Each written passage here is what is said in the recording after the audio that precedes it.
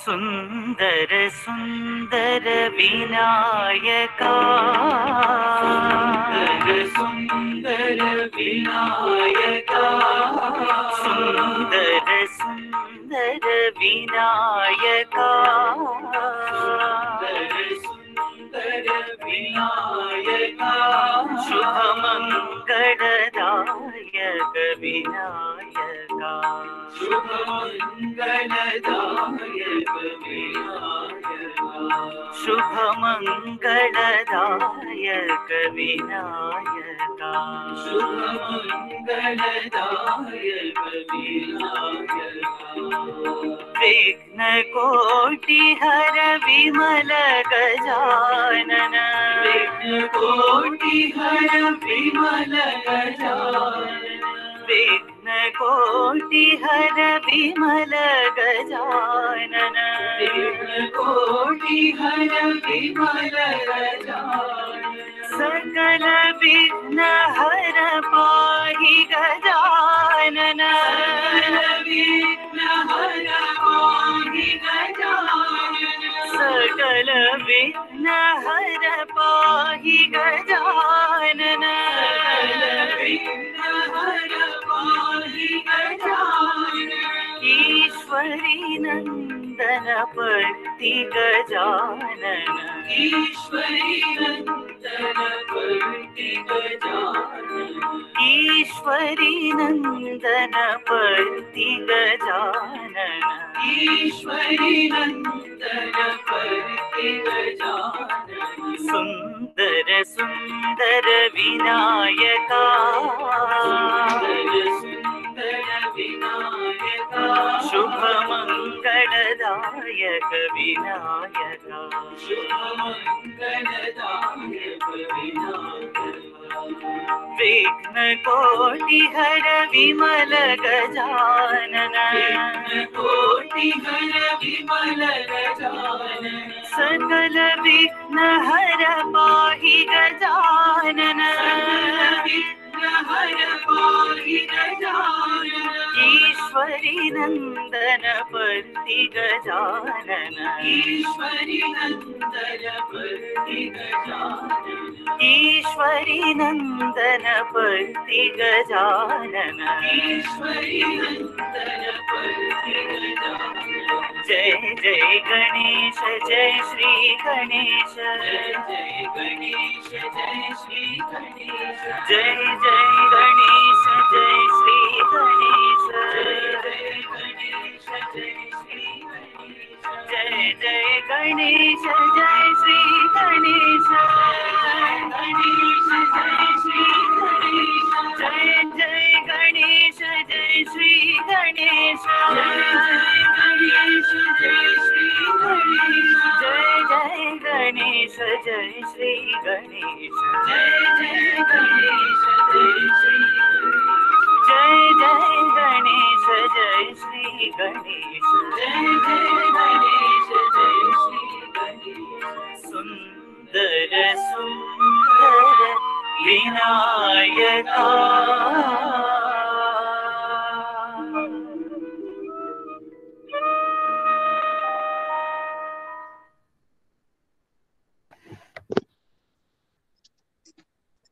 ओम साई राम। भगवान बाबा के पावन चरणों में कोटि कोटि प्रणाम एवं आप सबके हृदयवासी श्री भगवान के चरणों में हमारा नित्य निरंतर नमन। भगवान बाबा की दैवी उपस्थिति में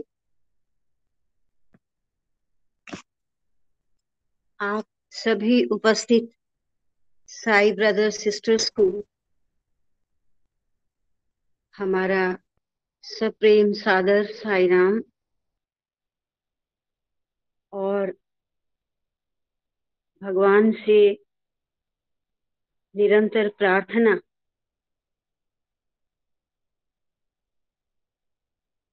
कि वह मां सरस्वती स्वरूपा हमारे हृदय में उन भावों, उन शब्दों को प्रकाशित करे जो वो चाहते हैं। और ये मंगलाचरण भी मैं प्रार्थना रूप में कहूंगी। वागर्थाविव संपृक्तौ वागर्थ प्रतिपत्तये जगतः पितरौ वंदे पार्वती परमेश्वरौ। जो शब्द और अर्थों की तरह मिले हुए एक हैं, उन संसार के स्वामी पार्वती परमेश्वर से मैं प्रार्थना करता हूँ कि वह शब्दों और अर्थ को, शब्दों और उसके अर्थों को मेरे हृदय में प्रकाशित करे, प्रतिपादित करे। ओम साई राम। अब हम प्रारंभ करते हैं। इस सूत्र को थोड़ा सा हमने विचार किया भी था और विषय भी स्पष्ट हुआ। ये सूत्र है स्वाप्ययात। स्वाप्ययात, इसमें स्व का अर्थ है स्वयं, अपने में, स्वयं में।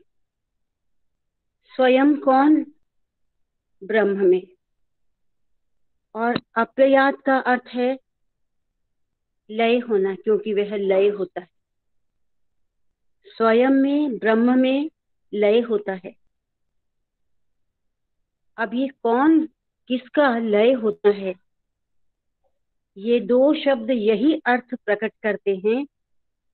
वे कहते हैं कि चूंकि कहा जाता है कि जीव ब्रह्म में लीन हो जाता है, क्योंकि जीव ब्रह्म का ही अंश है। और जब वो अपने वास्तविक स्वरूप को जान लेता है तो अंततः अपने स्वरूप में ही लीन हो जाता है, ब्रह्म में ही लीन हो जाता है। तो गहन स्वप्न रहित निद्रा में जीव अपने वास्तविक स्वरूप सत्य में स्थित रहता है, क्योंकि जीव अपने स्वरूप को, आत्म स्वरूप को प्राप्त कर लेता है। अतः ये आत्मा ही है, अन्य कुछ नहीं। नाम और रूप में लिपटी प्रतीत होने वाली आत्मा नाम और रूप को त्याग कर परम आत्मा में विलीन हो जाती है। लहर समुद्र में मिल जाती है। ये लहर हो गई थी, अब ये केवल सत जल है। सभी वेदांतिक ग्रंथों व उपदेशों का सार ये सत्य है कि ब्रह्म जगत का निमित्त और उपादान कारण दोनों है। जो लय होता है और उत्पन्न होता है, जगत से कहा। ब्रह्म एक और केवल एक है, और इसलिए जगत में ब्रह्म या चैतन्य के अतिरिक्त कुछ भी नहीं है। शास्त्रों, श्रुति व वेदांत ग्रंथों के अनुसार ब्रह्म सत ही नहीं अपितु चित अर्थात चैतन्य भी है। इन दो पैराग्राफ्स को हमने पढ़ा था, विचार विमर्श भी किया। आज पुनः विचार कर लेंगे, लेकिन आगे बढ़ने से पहले जो थोड़ा बहुत हमें समझ आया वो यही कि इस सूत्र के द्वारा, स्वाप्ययात, इस सूत्र के द्वारा भगवान ने जीव और ब्रह्म एक ही है और अंततः जीव का ब्रह्म में लय होता है। मुख्यतः इस विषय को भगवान ने स्पष्ट किया।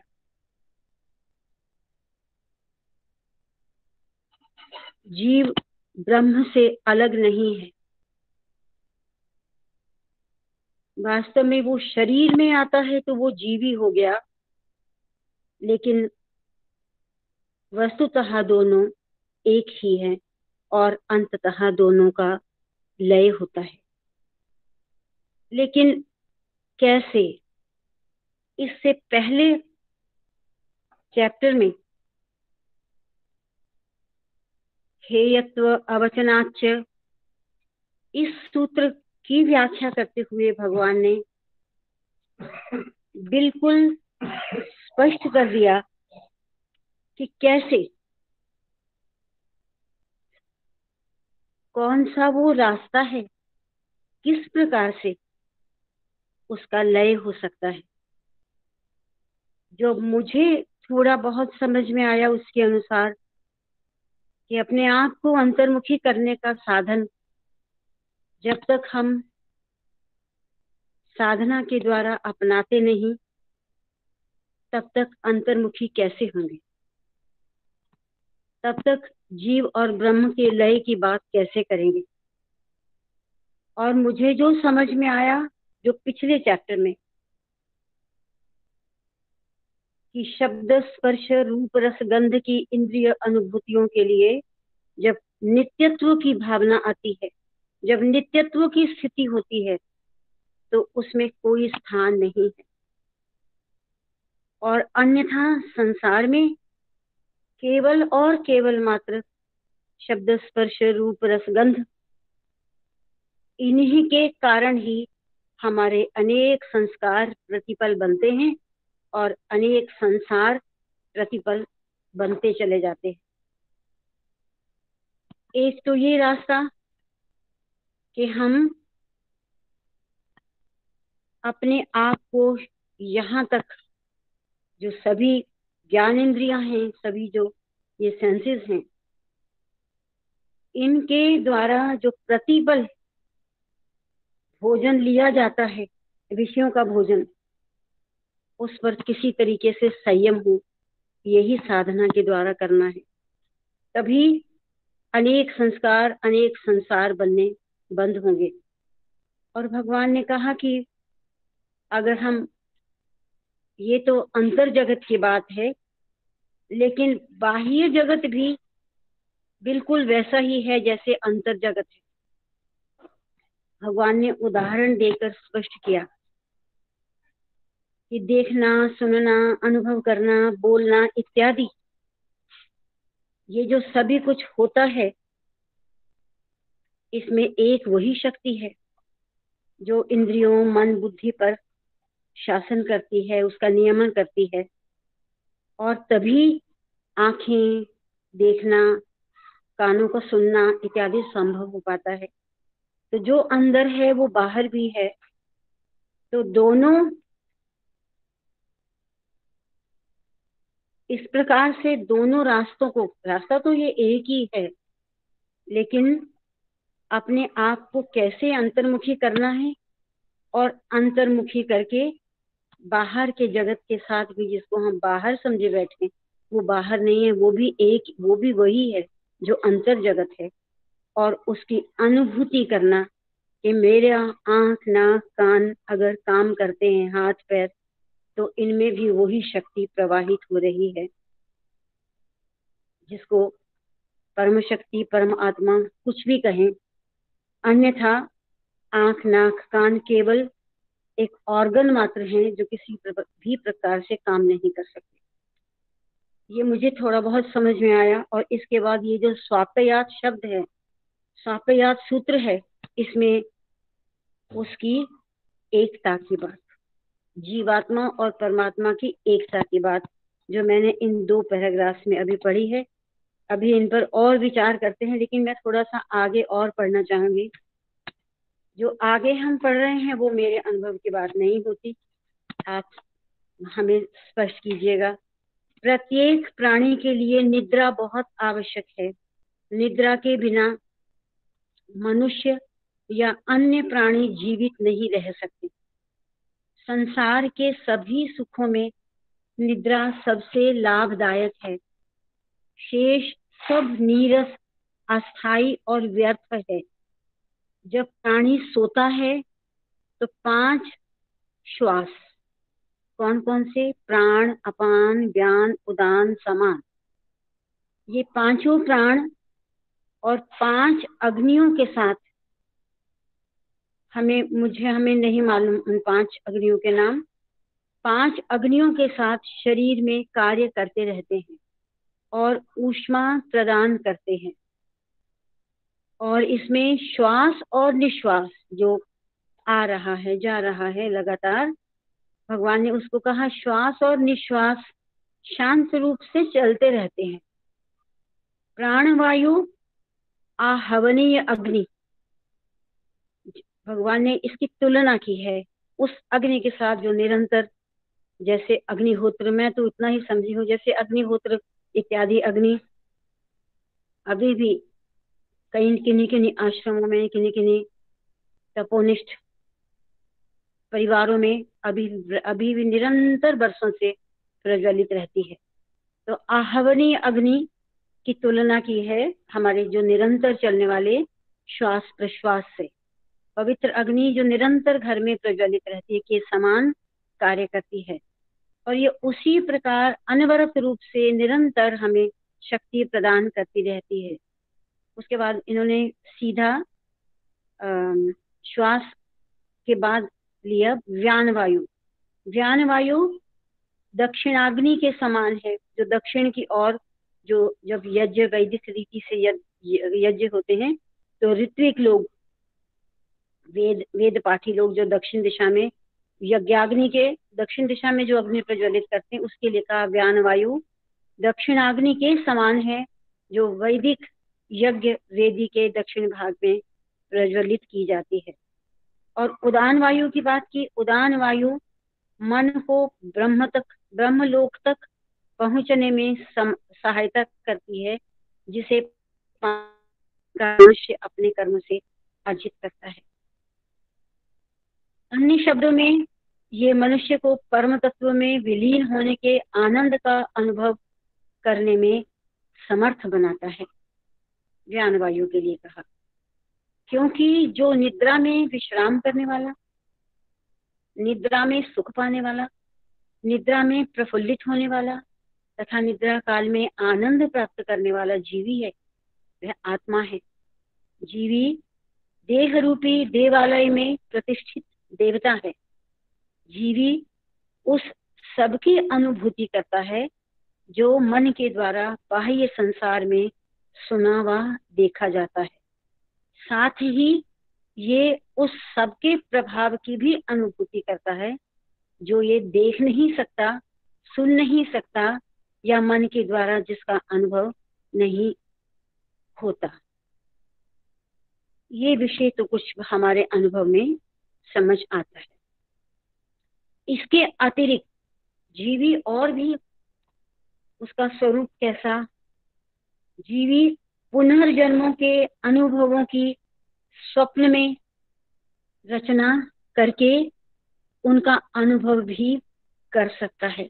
जीवी पूर्व जन्मों के अनुभवों की स्वप्न में रचना करके उनका अनुभव भी कर सकता है, क्योंकि ये जीवी हमारे साथ पूर्व जन्मों से साथ चला हुआ है।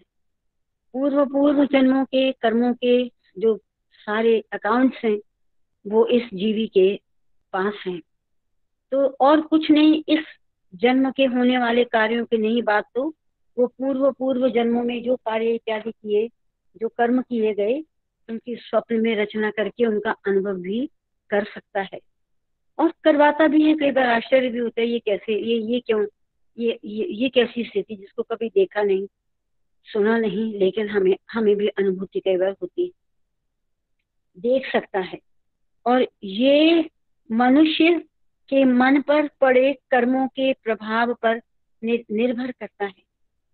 ये जो स्थिति बताई है ये मनुष्य के मन पर पड़े कर्मों के प्रभाव पर निर्भर करता है। पता नहीं कितने अनगिनत कर्म जो पूर्व पूर्व जन्मों के, इस जन्मों के, उन कर्मों के प्रभाव पर ही निर्भर करता है। अथवा कभी कभी ऐसा हो सकता है कि व्यक्ति एक क्षण में शरीर व इंद्रियों के प्रति आसक्ति का त्याग करके अपने मूल तत्व परमात्मा में लीन हो जाए। ये स्थिति भी आ सकती है, संभव है, क्योंकि ना जाने पूर्व पूर्व जन्मों के कैसे कैसे कर्म हैं। हो सकता है उनका भोग खत्म हो गया और जो कोई ज्ञान मार्ग पर चलने वाला व्यक्ति है, जीवी है, बस वो एकदम से सबसे अलग होके और वो मन पर वो एकदम वो शरीर और इंद्रियों के प्रति आसक्ति का त्याग करके अपने मूल तत्व ब्रह्म में, परमात्मा में लीन हो जाता है, लीन हो जाए। संभव है ये। जीवी को प्राप्त आनंद ही परमात्मा का प्रमाण है। अगर जीवी का परमात्मा के साथ कोई संबंध ना होता तो उसको कोई आनंद अनुभूति भी नहीं होती, लेकिन जीवी को प्राप्त आनंद ही परमात्मा का प्रमाण है, क्योंकि परमात्मा तो आनंद स्वरूप है।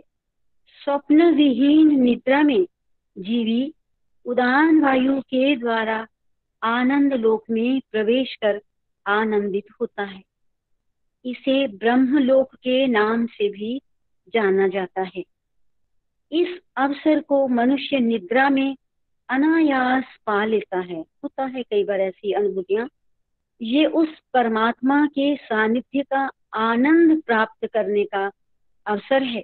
ये उस परमात्मा के सानिध्य का, जब उसको भगवान की, परमात्मा की सामिप्य मिलता है, अवसर है। जो पांच मूल पंचभूत, जो पांच मूल तत्व अर्थात पंच महाभूत, पंचेंद्रियों, केवल शायद तो ज्ञानेंद्रियों से अभिप्राय, पंचेंद्रियों तथा अंतःकरण का स्रोत है। अंतःकरण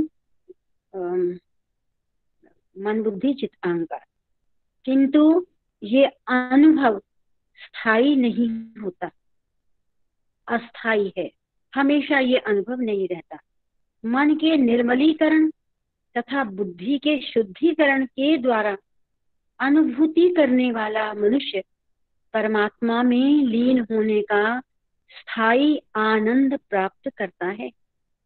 अब आप देखिए, मन की स्थिति को बता दिया कि मन के निर्मलीकरण, जहाँ मन बिल्कुल स्वच्छ निर्मल है, और बुद्धि के शुद्धिकरण के द्वारा अनुभूति करने वाला मनुष्य परमात्मा में लीन होने का स्थायी आनंद प्राप्त करता है। वही केवल सर्वज्ञ हो सकता है जो सदा अक्षर परब्रह्म परमात्मा में लीन हो अक्षय लोक में विचरण करता है। जब वह जान जाता है कि सब कुछ वही है तथा उसके बिना कुछ भी नहीं है या उसके बाहर कुछ भी नहीं है, तो वह सब कुछ या ब्रह्म ही हो जाता है। गहन निद्रा में जीवी तमोगुण की अवस्था में रहता है। ज्ञानी मनुष्य को स्वप्न से ही उतना ही आनंद मिलता है जितना जागृत अवस्था में चैतन्य से।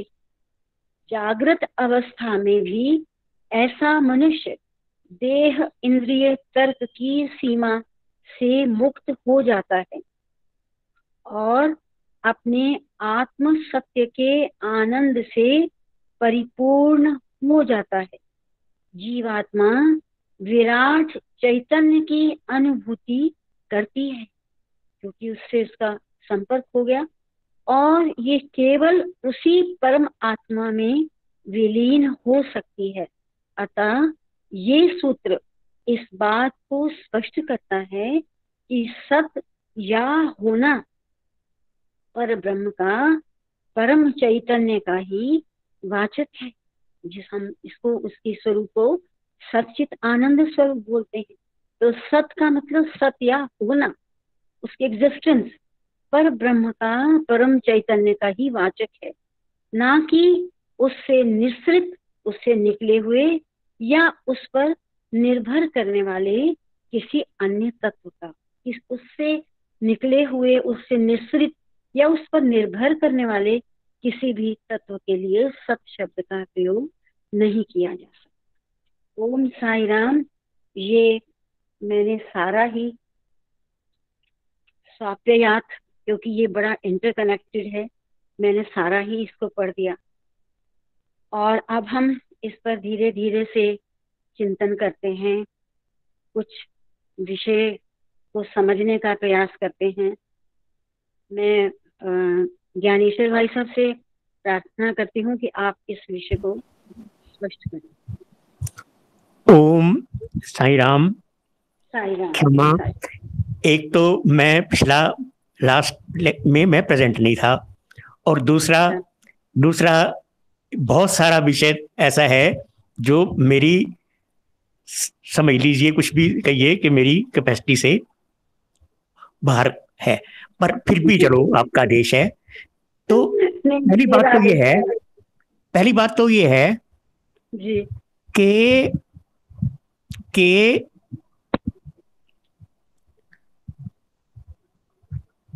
हम अगर ब्रह्म से न जुड़े हुए हों तो हम जीवित रह ही नहीं सकते। हमारा जीवित रहना ही इस बात का प्रमाण है कि हम ब्रह्म से जुड़े हुए हैं। जी यस, मगर वो क्या फर्क है कि हम कुछ अनकॉन्शियस मोमेंट्स में ही ब्रह्म से जुड़ते हैं, और कॉन्शियस मोमेंट्स में जो नॉन ब्रह्म है, अब्रह्म कहिए, वो हम पर हावी हो जाता है। तो इसका मतलब सीधा सीधा ये हुआ कि अगर जो नॉन ब्रह्म है, नॉन ब्रह्म क्या है? जो ब्रह्म नहीं है। और ब्रह्म क्या है? सत्य चित्त आनंद। सत्य चित्त आनंद, ये ब्रह्म है। जो इससे इतर है, कुछ इससे कुछ अलग है, वो सारा नॉन ब्रह्म है। और जितना जितना एलिमेंट नॉन ब्रह्म का हमारे और ब्रह्म के बीच में आता जाएगा, उतना हमारी यूनियन कमजोर होती चली जाएगी और उतनी मुश्किल होती चली जाएगी। जितनी वो हटती जाएगी उतनी हम पास आते जाएंगे, उतनी हमारी यूनियन आसान हो जाएगी। और अगर ये हट जाएंगे, ये व्यवधान जिन्हें कहिए, ये हट जाएंगे, जो भी उसको इच्छा तृष्णा कोई भी नाम दे दीजिए, व्यवधान, वो हट जाएंगे, तो फिर क्या होएगा? फिर हम, मैं नहीं कह रहा कि ब्रह्म हो जाएंगे, नहीं। भगवान बाबा ने कहा है कि फिर हमारा जीवन, हमारा शरीर ही, हमारा जीवन ही सतत यज्ञ अग्नि के बराबर हो जाएगा, उसकी भांति हो जाएगा। तो वही पवित्रता, वही शुचि, वही वो कांति, वही वो सारी चीजें, और वही सकारात्मकता जो यज्ञ अग्नि से में आती है, वो हमारे जीवन में आ जाएगी। बस सिर्फ जो सारा का सारा जो मेरे जो भी कहिए, तो वो सारा का सारा वही है। और वही हमारा जो रास्ता है, रास्ता चलना भी यही है कि जो ब्रह्म से इतर प्रॉपर्टीज हैं, उनको मिनिमाइज करना है। क्योंकि सजातीय मिलन होता है, सजातीय मिलन होता है। अगर नदी सागर में जाएगी तो वो सागर ही हो जाएगी जी। मगर नदी के साथ बहती हुई लकड़ी सागर में चली जाएगी तो वो सागर में जाके भी लकड़ी रहेगी, क्योंकि वो सजातीय नहीं है, वो विजातीय है। तो वो दैट वे कहीं, मतलब वो बेसिकली वही है कि जो हमारी विजातीय प्रॉपर्टीज हैं ब्रह्म से, उनको मिनिमाइज करना है। सजातीय प्रॉपर्टीज को जितना बढ़ा सके, अगर अव्वल तो जरूरत ही नहीं बढ़ाने की, क्योंकि जब विजातीय हट जाएंगी तो सजातीय अपने आप सजातीय बच जाएंगी, वो अपने आप ही हो जाएगा बस। तो उससे क्या हो जाएगा कि वही वो वो कहता है जितना गवा सका उतना पा सका, ना सारा गवा सका ना सारा पा सका। बस वो वही उसी की रेशो परसेंटेज का सारा खेल है, मैं समझता हूँ, अध्यात्म और कुछ नहीं है। ओम साई राम। साई राम। भाई साहब, जो विजातीय प्रॉपर्टीज की बात की है आपने, साई राम, ज्ञानेश्वर भाई साहब, हाँ जी, जो आपने विजातीय प्रॉपर्टीज की बात की है, तो जो जो विजातीय प्रॉपर्टीज, तो फिर वो सांसारिकता की जो सारी बातें जो हमें अब्जॉर्व करते वही ना, और विजातीय प्रॉपर्टीज कौन सी होंगी? संसार दो तरह का है। एक संसार वो है जो बाहर है, वो विजातीय नहीं है, क्योंकि हम पहले इस चीज का विवेचन कर चुके हैं। हम पहले इस चीज का विवेचन कर चुके हैं, और बड़ी आपने इस पे बड़ा अच्छा आपने कहा था कि ये उसी का बनाया हुआ है, तो उसके स्वरूप से अलग कैसे हो गया? बड़ा कंक्लूसिवली आपने कहा था कि इवन जड़ को भी आपने कहा था कि जड़ में भी वो है, क्योंकि जड़ वो है कि वो डॉर्मेंट चेतन है, वो भी चेतन है।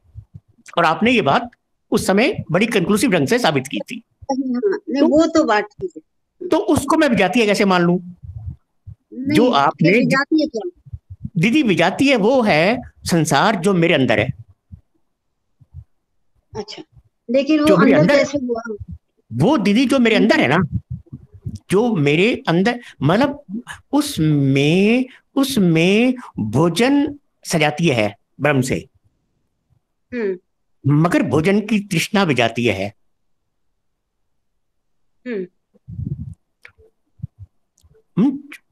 जो भी उसकी जो उसकी यूं कहिए कि जो फिजिकल प्रॉपर्टीज हैं उनमें कोई दिक्कत नहीं है। फिजिकल प्रॉपर्टीज में कोई दिक्कत नहीं है। वो तो इवन काम को भी तो जीवन को चलाने की प्रणाली ही कही गई है ना। मगर जो सेक्स इन द माइंड है उसको तो नहीं कहा गया, उसको तो जीवन चलाने की प्रॉपर्टी नहीं कहा गया, तो उसको तो वो हमेशा नेगेट करते हैं। तो इस वही बात हो गई ना कि वो एक बेसिक उसको स्वीकार करते हैं और कहीं उसको नेगेट करते हैं। तो कौन से वाले को नेगेट कर रहे हैं? जो कहीं ना कहीं जो कहिए कि जिसको हमने इम्बाइब कर लिया, जिसको हमने आत्मसात कर लिया, जो हमारा असली स्वरूप नहीं था, और हमने अपने आप को इतना ज्यादा उसमें लपेट लिया कि हम ऐसा हमें ही लगने लगा कि बस ये सारा कुछ मेरा ही है, जबकि वो एक्चुअली है नहीं। फॉर एग्जाम्पल वही तो होगा ना जो सेंसेस और बाहर के ऑब्जेक्ट्स के कॉम्बिनेशन से बना, वही ना। हाँ दीदी, हाँ जी, जो वो उसके जो सेंसरी इंप्रेशंस एंड सजेशंस, अगर हमने भोजन खाया और वो पेट भर गया तो वो कोई बहुत अच्छा है, मगर अगर शाम को ये याद रहा कि भोजन बड़ा स्वादिष्ट था या भोजन बड़ा स्वादिष्ट नहीं था, संस्कार बन गए। ये बंधन है, ये बंधन है, ये बंधन है बस। तो दीदी, हाँ जी, ओम, सॉरी, जो मुझे लगा नहीं कोई वो नहीं है कि ओम साई राम। भोजन का एग्जाम्पल दिया, बिल्कुल सही, कि जैसे मुझे और मिल जाए, मुझे कहाँ से मिलेगा, ये जो मन की एक्सरसाइज शुरू हो जाती है, ये सारी विजाती मैं, यही बात है ना। ये और संस्कार जो अन्य बना लिए इस एक टेस्ट से, वो सारी विजाती है, जिनको हमें क्या कहना चाहिए कि आत्मसात नहीं करना, जिनको बड़ी बुद्धिमत्ता से अलग करना, क्योंकि वो भी हम फीड लेते हैं इन सेंस ऑर्गन से, वही समस्या बनती है। यही बात है ना दीदी? वही है, हाँ जी, वही है, वही कुछ भी कहिए उसको, क्योंकि जो आपने कहा कि ये संसार भी उसी का है, तो फिर मैं उससे क्लैश कैसे कर सकता हूँ? तो फिर तो जो दिक्कत घट रही है, कोई कहिए कि जो नेगेटिविटी आ रही है वो कहीं ना कहीं मेरे अंदर से आ रही है, संसार में से तो नहीं आ रही है।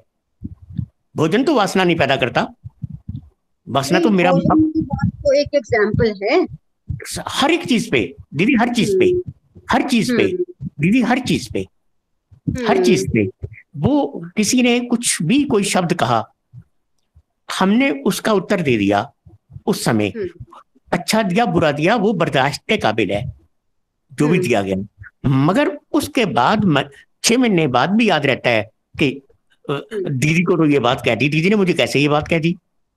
अब वहां दीदी खड़ी है क्या 6 महीने में? तो वो 6 महीने में कौन खड़ा है?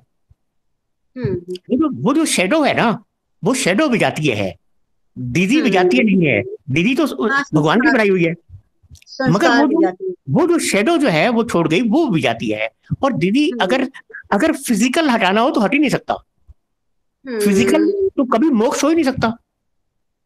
अगर संसार से हटना ही मोक्ष हो तो मोक्ष हो ही नहीं सकता, पॉसिबल ही नहीं है। तो दैट मीन्स कि कहीं ना कहीं, हाँ जी, तो दीदी मतलब वो हाँ जी, दीदी खड़ी रहे, दीदी अपनी जगह, दीदी का वेलकम, दीदी की बात अपनी जगह, रात गई बात गई। अगर हम मतलब पल पल में जी लें, उस पल को हमने जी लिया, उस पल को जी लिया, जो उस पल में जिया वो उस पल का ही सत्य था, आगे अगला पल, तो फिर ठीक है, फिर संस्कार उतने कम होते जाएंगे। जी ओम ओम साई राम। सॉरी दीदी, मेरा बिल्कुल मन नहीं था, पर आपने बहुत खिंचवा दिया मेरे से। आपने गुर दे दिया। नहीं जो दीदी, संस्कारों की संपत्ति इकट्ठी करते हैं, नहीं उसको दीदी, अब कैसे कैसे उससे विमुक्त होना। साई राम साई राम। पहले दीदी आशीर्वाद दो मुझे कि ये गुर पहले मेरे पे अप्लाई हो। ओम साई राम। हाँ, वो तो भगवान ही सबको सामर्थ्य देंगे। मैं डॉक्टर अमर सिंह जी से रिक्वेस्ट करती हूँ, डॉक्टर साहब आप भी थोड़ा इस विषय पर प्रकाश डालिए। साई राम जी। हाँ जी, साई राम जी, साई साई राम। साई राम जी, साई राम। साई राम साई राम, सभी के हृदयवासी भगवान को साई राम। हाँ जी, विषय बड़ा गहरा है और ब्रह्म के बारे में, आत्म के बारे में अभी खुराना जी ने बड़ा स्पष्ट रूप से बताया है। थोड़ा सा मैं विचार ये करना चाहूंगा कि देखिए, जो हमारी ज्ञानेंद्रियां हैं, ये 5 ज्ञानेंद्रियां हैं। इन 5 ज्ञानेंद्रियों के भी 2 ग्रुप हैं। एक वो ग्रुप है जिसमें हमारे नेत्र आते हैं और श्रोत्र आते हैं, और एक ग्रुप है जिसमें हमारी त्वचा का स्पर्श आता है, सूंघने की शक्ति आती है और जीवा आती है। तो जो 2 पहले प्रथम नेत्र और जो हमारे घ्राण शक्ति है, इनका विषय, इनके विषय को प्राप्त करने के लिए हमें उस विषय, उस पदार्थ तक जाना पड़ता है जी। क्योंकि अगर किसी चीज को देखना है तो हमें उस वस्तु के पास जाकर देखा जाएगा, घर बैठे नहीं देख सकते। अगर कोई चीज सुननी है तो उसके नजदीक जाके सुनेंगे, हम घर बैठे कोई चीज दूर की किसी कुछ कह दिया उसको नहीं सुन सकते। अर्थात इनके लिए, इनको प्राप्त देखने के लिए, इनके विषयों को ग्रहण करने के लिए हमने स्वयं उस वस्तु तक जाना पड़ता है। और जो दूसरे हैं 3 ज्ञानेंद्रिय, और चाहे वो त्वचा है, चाहे जीवा है या सूंघने की है, इसके अंदर विषय को इन ज्ञान वो इंद्रियों तक आना पड़ता है। बिल्कुल विपरीत है कि हमारी जीवा तभी स्वाद को लेगी जब कोई इसके संपर्क में आएगा, हमारी त्वचा तभी अनुभव करेगी जब कोई इसके संपर्क में आएगा जी। और हमारी सूंघने की शक्ति जो नाक है वो भी जब भी कार्य करेगा जब कोई इनके संपर्क में आएगा जी। तो कितना क्लियर कट विभाजन है इन चीजों का। और इसमें ही अगर हम इन्हीं बातों पर नियंत्रण कर लेते हैं तो हम इनसे परे, इनके प्रलोभन से परे हट जाते। विषय तो हमें चाहिएंगे, लेकिन इनका प्रलोभन जो है वही हमें बाध्यता है। जो विजातीय चीज अभी बता रहे थे खुराना जी, वो विजातीय तभी बन जाती है जब हम इनके विषयों का प्रलोभन नहीं त्याग सकते। अगर वो प्रलोभन हमारा समाप्त हो जाए तो हम सजातीय रह जाते। अर्थात हमने क्या देखना है वो हमारे अंदर ये भावना होनी चाहिए। जो हमने देखा है वो एक क्षण देख लिया, वो तो कोई बात नहीं, लेकिन उसके बाद जो हमारी भावनाएं उत्पन्न होती हैं वो किस प्रकार की होती है, वो विजातीय हो जाती है। इसी प्रकार जो हम सुना है, अगर हमने वो अच्छा सुना है, भजन सुना, अच्छे प्रवचन सुने, अच्छी वाणी सुनी है, कोई दिक्कत नहीं, बड़ी अच्छी बात है। लेकिन अगर इसी को हम किसी की निंदा सुनते हैं, किसी की चुगली सुनते हैं, किसी और सुनते हैं, ये हमारे इनका प्रॉपर कार्य नहीं है। तो ये मैं बताना चाहता था। एक तो ये बातें हैं, इन पर थोड़ा गौर करें कि हमारी किन इंद्रियों का विषय प्राप्त करने के लिए हमने स्वयं जाना पड़ता है और किन का प्राप्त करने के लिए उन वस्तु को हमारे पास आना पड़ता है। इसमें अगर थोड़ा मनन विचिंतन करे आदमी तो बहुत कुछ क्लियर हो जाता है। दूसरा इसके अंदर विषय में आज दिया है कि हमारे, मैं बीच में इंटरप्ट कर रही हूँ, मैं बीच में इंटरप्ट कर रही हूँ आपको। डॉक्टर साहब, जैसे आपने आंख और किसको अलग किया आपने कि इनको विषय के पास नहीं जाना पड़ता, आंख को और कान को विषय के पास नहीं जाना पड़ता, पर डॉक्टर साहब जाना कैसे नहीं पड़ता, इनमें जाना पड़ता। सुनो तो आप सुनो तो मेरी बात, इनको ग्रहण करने के लिए इनके पास जाना पड़ता है। इन दो चीजों का जो ग्रहण करते हैं इनके विषय को, उसके लिए हमें इन विषयों के पास जाना पड़ता है। हाँ जी, हाँ ठीक है, हाँ ये कह रहा हूं मैं। ठीक है। और वो जो 3 ज्ञानेंद्रियां और हैं उनके पास विषय को आना पड़ता है। समझ गए? हाँ जी, समझ गए। हाँ, थोड़ा चिंतन करोगे तो पता लगेगा बहुत। चिंतन, ये बात तो एक जैसी ही लगती है ना। ऑब्जेक्ट ऑब्जेक्ट आ गया मेरी त्वचा से, मुझे मच्छर काटा अभी, एकदम से मुझे एहसास होता है कुछ हो गया, है ना। जिह्वा के पास कोई टेस्टी भोजन आता है, जिह्वा टेस्ट लेती है उसका, लेकिन है तो वो भी बाहर की ऑब्जेक्ट है ना डॉक्टर साहब। ऑब्जेक्ट तो बाहर के, मेरी आंखें ऑब्जेक्ट तो बाहर के ही हैं, लेकिन मतलब ये है कि हम अगर उस विषय के पास जाकर के उसको ग्रहण करते हैं या उस विषय को हमारे पास ले आके ग्रहण करते हैं। ठीक है, हाँ जी, ठीक है, ठीक है जी, इसमें अंतर है। हाँ जी। और उसमें हम ब्रेक ला सकते हैं, समझे ना? मेरा कहने का बात। अच्छा, इसके बाद दूसरा विषय जो था वो प्राण के बारे में था, प्राण अग्नि के बारे में था। देखिए, हमारा शरीर, ये 2 मुख्य रूप से हम देख सकते हैं, फिजिकल रूप से 2 चीज हैं। एक तो हमारे शरीर के बाह्य अंग हैं जो हम देखते हैं, जो फिजिकली दिखाई देते हैं, आंख है, कान है, नाक है, छाती है, पेट है, पैर है। एक अंग जो हमारे शरीर के अंदर के हैं जिनको हम देख नहीं पाते और वो सारा कार्य करते रहते हैं 24 घंटे। वो जो कार्य करते हैं, बाहर की कर्मेंद्रिया तो चलो हमें जैसे मन आदेश देता है उन विषयों को प्राप्ति के लिए हम करना शुरू कर देते हैं, लेकिन जो अंदर के जो कार्य कर रहे हैं उनको मन नहीं कहता, वो स्वयं कार्य करती हैं। हाँ जी। तो उन कार्य करने के लिए जो हमें ऊर्जा चाहिए, जिसमें इसने अग्नि का नाम लिया है ना, वो उस ऊर्जा की बात कर रहे हैं कि वो ऊर्जा हमें अंदरूनी जो हमारे शारीरिक अंग हैं उनके कार्य करने के लिए हमें कंटिन्यूस ऊर्जा की आवश्यकता होती है, 24 आवर्स।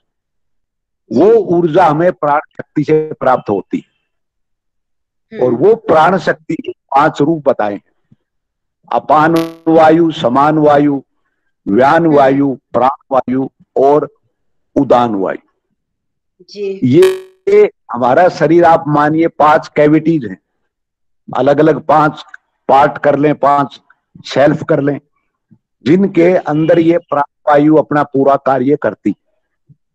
तो अगर हम शरीर के नीचे से लेते हैं तो सबसे पहले जो हमारी पेल्विक कैविटी है, जो हमारे पेल्विक बोन, जिसको की बोन कहते हैं, इसके अंदर के जो ऑर्गन है उनको नियंत्रण करने के लिए अपान वायु का बताया, उसका क्रिया है। अपान वायु के सहयोग से ये सभी अंग ऊर्जावान होते हैं, प्राणवान होते हैं और चेतनावान होते हैं जी। इन अंगों में अगर हम देखते हैं तो हमारे मलमूत्र के हैं, यही है, सारे जननांग इसके अंदर आते हैं। और इसके साथ साथ जो नवजीवन बच्चे का एक डिलीवरी होती है, उसका कंट्रोल भी सारा अपान वायु की तरफ। तो इस अंगों को सारों को अपान वायु, वो अग्नि समझ ले या वो ऊर्जा कह लें, जो इनको हमेशा चैतन्य रखती है, प्राणवान रखती है, ऊर्जावान रखती है, वो अपान वायु। इसके बाद दूसरा, इससे और ऊपर आते हैं, एब्डोमिनल कैविटी में हम आते हैं। इस एब्डोमिनल कैविटी के कितने इंपॉर्टेंट ऑर्गन्स हैं जो कि सारा पाचन क्रिया को कंट्रोल करते हैं, हमारी सारी मूत्रीय इंद्र इसको पाचन करते हैं। ये सारे के सारे, चाहे लीवर है, गाल ब्लेडर है, पेट है, small intestine, large intestine, pancreas, इसके बाद गाल ब्लेडर इसके अंदर आ गया, उसके बाद किडनीज, यूरेटर, ये सारे सारे अंग जो हैं ये समान वायु के नियंत्रण में आते हैं। और इसके साथ साथ एक मैं और बात बताऊंगा कि जिस तरह हम अपान वायु की बात कर रहे थे, उसको नियंत्रित करने में सहयोग दो चीज और भी करती है। एक तो पृथ्वी तत्व सबसे नीचे होता है, और दूसरा जो हमारे सूक्ष्म शरीर है उसके अंदर जो शक्ति केंद्र होते हैं दो, मूलाधार और स्वादिष्टान केंद्र, ये भी इसमें सहयोग करते हैं। अपान वायु, मूलाधार चक्र और उसके साथ साथ स्वादिष्टान चक्र और पृथ्वी तत्व, ये सारे सहयोग करके इन सारे अंगों को क्रियाशील करते हैं, चैतन्य और रखते हैं, ऊर्जावान रखते हैं। दूसरी तरफ जो दूसरी वायु आ गई समान वायु, उसके अंदर समान वायु के सारे ये अंग जितने हैं ये क्रियाशील होते ही हैं। इसके साथ साथ हमारा अग्नि तत्व जो पेट के अंदर जठराग्नि होती है वो, और उसके साथ साथ हमारा मणिपुर शक्ति के अंदर सूक्ष्म शरीर का, ये सब मिलके इसको पूरे सभी अंगों को ऊर्जावान, प्राणवान और कहते चेतनावान करते हैं। इसके बाद तीसरी जो ऊपर, इससे एब्डोमिनल कैविटी और हमारी चेस्ट कैविटी के बीच में डायफ्राम होता है, उस डायफ्राम से ऊपर जो हमारी चेस्ट कैविटी, इसमें और भी इंपॉर्टेंट ऑर्गन्स हैं जो सबसे वाइटल ऑर्गन जिनको कहते हैं हम, उसमें हार्ट आ गया और लंग्स आ गया हमारे, और ट्रेकिया का भाग आ जाता है। तो इनको भी नियंत्रण करने के लिए जो व्यान वायु है जिसका जिक्र यहाँ किया था, जिसके अंदर सारी प्राण वायु, श्वास का आना जाना सब इसके द्वारा होता है। और शरीर के अंदर जो ब्लड हमारा एब्डोमेन में, इंटेस्टाइन में जो हम भोजन खाते हैं वो हजम हो जाता है, सिमुलेट हो जाता है और विभिन्न रस का रूप ले लेता है, वही ब्लड के रूप में लेता है, एंजाइम हो जाते हैं, हार्मोन हो जाते हैं, ये सारे जो बन जाते हैं। वो हार्ट जो है ये हमारा सारा ब्लड को लेता भी है और सब साफ करके वहां लंग्स के द्वारा साफ ऑक्सीजन प्राप्त करके ये सारे प्रत्येक टिश्यू सेल तक पहुंचाता भी है। तो ये जो दोनों कार्य हैं लंग्स का, हार्ट का, ये कार्य करने के लिए समान वायु हमारी है, वही इस श्वास को, प्राण को लेता है, छोड़ता है, और इसको संयमित करने में भी इसका बहुत बड़ा रोल होता है। और इसके अंदर जो है हमारा जो वायु जाती है या जल इसके अंदर से ही जाता है, ये दो तत्व हैं, पंच तत्व जो उन्होंने बताए, और इसके साथ जो हमारा यहाँ केंद्र जो है वो भी, जिसके अंदर शक्ति केंद्र जो है वो बहुत अनाहत केंद्र जो है वो इसका बहुत इंपॉर्टेंट रोल होता है। इसके बाद मैं आपको ये अनाटॉमी बता रहा हूं, अभी इनका किस प्रकार से कार्य करते हैं थोड़ा सा ये समझ में आ जाए, फिर इनके बारे में और थोड़ा सा विस्तार करेंगे। और इसके बाद जो है ऊपर का जो है फिर हमारी इसके ऊपर आती थ्रोट कैविटी, गले या कंठ का भाग कह सकते हैं, इसके अंदर जो है हमारी प्राणवायु होती है। प्राणवायु जो इनके अंदर से हमारे जितने भी चाहे खाने की इसोफेगस वगैरह है, या तालुका तमंडा है, या हमारा ट्रेकिया है, ट्रेकिया के साथ ऊपर वोकल कॉर्ड्स हैं, इनको और इन सारे अंगों को और यहाँ की जो भी नर्व, ब्लड वेसल सबको नियंत्रित करने के लिए प्राणवायु है। और ये हमारा प्राण शक्ति को भी ग्रहण करती है, और इसके साथ साथ हमारा जो विशुद्धि चक्र है ये भी इसको सहयोग करता है। तो ये हमारा प्राण वायु का रोल बताया। और इसके बाद सबसे इंपॉर्टेंट और आ जाता है उदान वायु।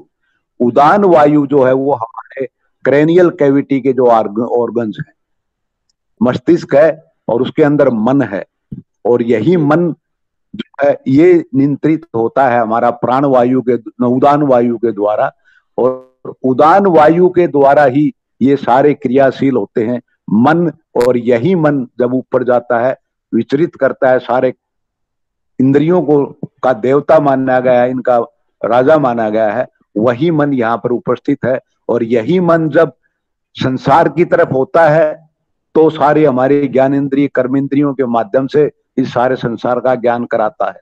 और यही मन जब भगवान की अच्छी कृपा होती है, जो हम अंदर से आंतरिक ध्यान करने लग जाते हैं, तो यही मन हमें धारणा, ध्यान और समाधि इस अवस्था तक पहुंचाने में सहयोग करता है।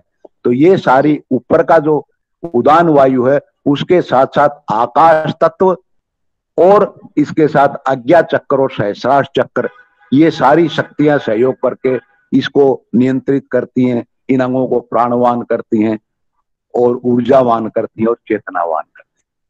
तो ये हमारे अलग अलग स्थान बताए गए हैं कि 5 प्राणों का कहाँ कहाँ है, और इनकी ऊर्जा जो अग्नि का नाम लिया है, वो अग्नि ऊर्जा ही है जो इनको सबको 24 घंटे संचारित करती रहती है, चलाती रहती है।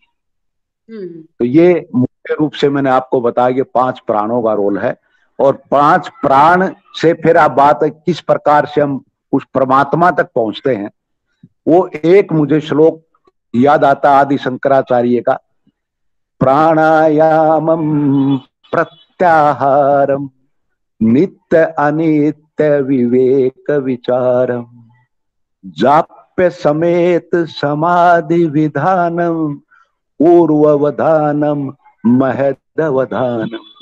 सारा सार आदि शंकराचार्य ने श्लोक के अंदर दे दिया है। प्राणायामम, प्राण सबसे महत्वपूर्ण बताया है कि प्राणायाम के द्वारा, इन एक्सरसाइज के द्वारा जो हम प्राण की करते हैं, कपालभाति करते हैं, अनुलोम विलोम करते हैं, भस्त्रिका करते हैं, या हम भ्रामरी करते हैं, इन एक्सरसाइज के द्वारा हम इस प्राण को संयमित करते हैं। प्रत्याहारम, जो हमारे ज्ञान इंद्रियों के प्रलोभन है विषयों के प्रति, उनको दूर करना, उनको नियंत्रित करना, प्रत्याहार, इनको त्यागना है, प्रत्याहार करना है। प्राणायाम प्रत्याहारम, इसके साथ साथ क्या करना है, नित्य अनित्य विवेक विचारम, इस पर भी जो भगवान ने हमें विवेक बुद्धि दी है, उसका प्रयोग करते हुए इस संसार में क्या स्थायी है, क्या अस्थायी है, क्या परिवर्तनशील है, क्या अपरिवर्तनशील है, क्या सदा रहने वाला है और क्या सदा नहीं रहने वाला है, इस पर हमने उस विवेक शक्ति से विचार करना है। अब जो भी कर्म करते हैं, कोई विचार उत्पन्न होता है, भगवान बाबा ने एक हमें शक्ति के बारे में बताया, CIA, कॉन्स्टेंट इंटीग्रेटेड अवेयरनेस, सतत जागृति। वो हमें विवेक का प्रयोग करते हुए देखना है कि हमने क्या नित्य और क्या अनित्य हम करने जा रहे हैं। उसका जो आनंद अनित्य का, तो आनंद अस्थायी होगा, और जो नित्य है उसका आनंद स्थायी है। हम इसको त्यागते हुए नित्य की तरफ यात्रा करें, जप समेत समाधि विधान। और जब हम जप करते हैं, साधना करते हैं, उसके पथ पर आगे जाते हैं, तभी हमें ज्ञान का प्रकाश होता है, और तब हम समाधि अवस्था में पहुंचते हैं, वो सम अवस्था। क्योंकि जब तक वहां नहीं पहुंचते तो वो द्वैत में हम फंसे रहते हैं, सुख लाभ हानि मान अपमान ये सब रहते हैं, जब तक हम उस अवस्था तक नहीं पहुंचते हैं। और जब सम अवस्था में पहुंच जाते हैं तो ये सारी चीजें सब समाप्त हो जाती हैं उस समाधि अवस्था में। जाप्य समेत समाधि विधानम। लेकिन यहाँ भी नहीं रुकना है, भगवान कहते हैं समाधि अवस्था में भी आप द्वैत में हो, क्योंकि आप भगवान को आप अलग समझ रहे हैं, भगवान को अलग समझ रहे हैं। उसका साक्षात दर्शन तो होता है, आपको अनुभूति होती है, लेकिन आप ये समझते हैं मैं भगवान के दर्शन कर रहा हूँ। इससे ऊपर भी पहुंचना है। वो क्या है, पूर्ववधानम महदवधानम, कि जो हमारी शारीरिक चेतना है या हमारी मानसिक चेतना है, इस चेतना को एलिवेट ऊपर उठाना है, ताकि ये चेतनाएं दोनों महद विधानम, उस दिव्य चेतना ब्रह्म चेतना के अंदर लीन हो जाएं, जो कि ब्रह्म का हम जिक्र करते हैं, कई दिनों से चल रहा है। उसमें जब ही हम उसकी अनुभूति कर पाएंगे, जब हमारी ये चेतनाएं शरीर की और मन की, ये दोनों की दोनों चेतनाएं उस अवस्था तक पहुंच जाती हैं, तब हम उस तुरीय अवस्था में पहुंचते हैं, उस अद्वैत अवस्था में पहुंचते हैं, जहां ना मन रहता है ना कोई और रहता है, सिर्फ तो ही तो उसके अंदर मिल जाते हैं। तो ये अवस्था तक पहुंचने के लिए मैं समझता हूँ कि आदि शंकराचार्य ने जो ये श्लोक दिया है, अगर इसको ही हम समझ लें तो ये सारा का सारा वेदांत इसके अंदर दिया गया है। तो साईं, मैं तो इतना बताना चाहता था, और बताएं हमारे इतना नहीं, आपने बहुत कुछ गाइडेंस दी है जिससे हमारी साधना और आगे बढ़ सकती है, बढ़ेगी, और हम भी नित्य अंत्य का विवेक करते हुए जीवात्मा और परमात्मा के मिलन का वो जो कोई अनुभूति सुंदर है, हम भी उस स्थिति तक पहुंचेंगे। मैं तो भगवान से यही सबके लिए प्रार्थना करती हूँ, और आप कभी इस विषय को और विस्तार पूर्वक हमारे लिए स्पष्ट कीजिएगा।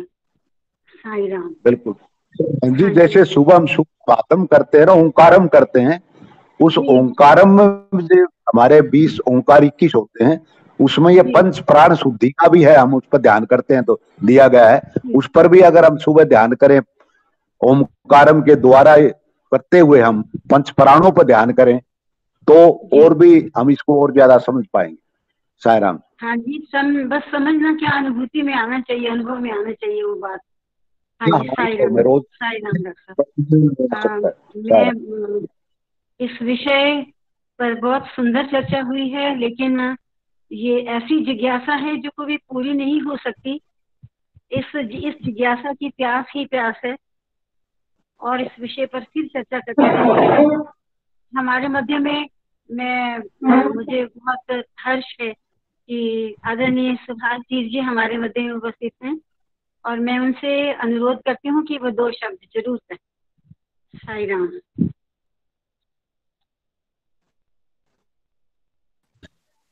साईं राम बहन ji, Sai Ram. Sai Ram ji, Sai Ram. I am audible? मेरी आवाज सुन रही है? हाँ जी, स्पष्ट। बहुत ही सुंदर चर्चा आज सुनने को मिली, बहुत ही अच्छा लगा। आप लोग बहुत मेहनत कर रहे हो, और डॉक्टर साहब ने तो बहुत ही अच्छा, उन्होंने डॉक्टर सैनी ने बहुत ही अच्छा एक्सप्लेन किया।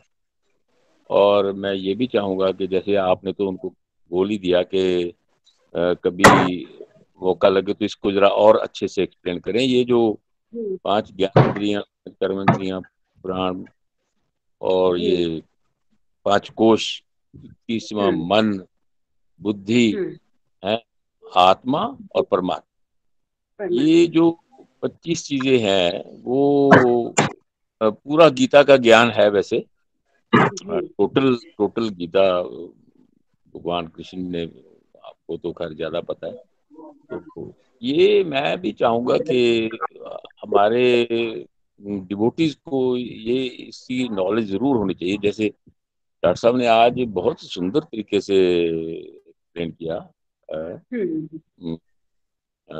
प्राणों का, कैसे उनका रोल है, और एनाटॉमी बहुत कमाल की उन्होंने आज समझाई सबको। इसमें आध्यात्मिक का क्या रोल है? और एक मेरा क्वेश्चन भी है, आप सबसे मेरा क्वेश्चन है कि क्या कोई ऐसा जीव है जिसमें ब्रह्म नहीं है? जैसे वो खुराना जी कह रहे थे कि अब्रह्म और ब्रह्म की बात कर रहे थे। अब्रह्म किस जीव में है, किस जीव में प्रेजेंट है? क्या ये है? ये मेरा सवाल है आपसे। नेक्स्ट जो आप करोगे डिस्कशन, उसमें आंसर देना। और अगर वो अब्रह्म नहीं है तो वो क्या चीज है जो हमें इससे दूर ले जाती है ब्रह्म से? जी। वो जो हमें इससे दूर रखती है वो अब्रह्म, मैं समझता हूँ है। वो अब्रह्म नहीं है, वो अब्रह्म है ही नहीं। लेकिन हमारी जो ये जो इंद्रियां है, ये हमें ब्रह्म से दूर दूर, ब्रह्म है हम सभी में है, लेकिन वो दूर करती है हमें अपने प्रभाव से हमें उससे दूर कर देती है। तो ये मैं चाहूंगा कि आप जरा इसको थोड़ा सा, अगर आप तो भक्तों के लिए, मेरे लिए जरूर इसको थोड़ा सा एक्सप्लेन करें। तो बहुत सुंदर लगा मेरे को। आप मैं 7 बज गए हैं, तो इसलिए मैं हाँ फिर जी, कभी हाँ जी, जी, सायरा जी, सायरा सायरा। साई राम जी, साई राम, साई राम, बहुत बहुत धन्यवाद। और बहुत सारे विषयों को तो ये हमारा प्यारा सा बच्चा है, यही भारद्वाज यही कर देते हैं बॉस। आज तो समय नहीं बचा, लेकिन कल फिर इसी विषय पर चर्चा करेंगे, थोड़ा और आगे बढ़ेंगे। और स्पष्टीकरण के साथ साथ हमें अपनी साधना के लिए इस विषय को समझना और अपनी साधना को आगे बढ़ाना है और अपने जीवन को धन्य करना है। हाँ जी।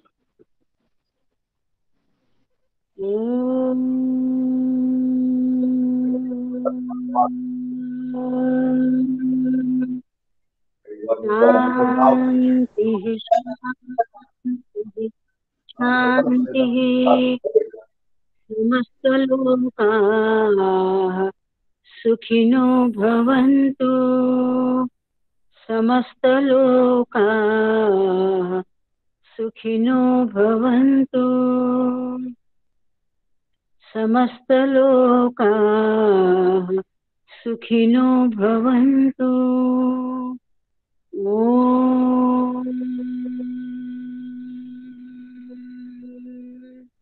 शान्तिः शान्तिः शान्तिः। जय बोलो भगवान श्री सत्य साई बाबा जी की जय।